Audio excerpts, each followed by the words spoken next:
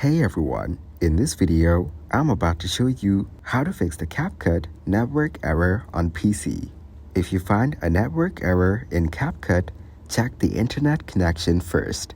Reconnect the internet for a strong connection.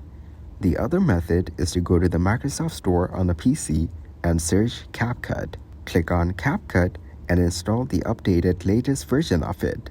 Go to Settings on your PC and click on the Apps option on the left side. Click on Installed Apps and search for the Capcut application.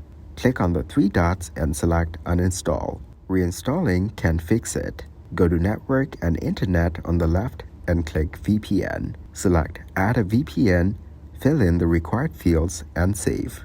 The other method is to update and restart your device. These methods can fix Capcut network errors. If this tutorial was helpful, please subscribe to our channel and like the video.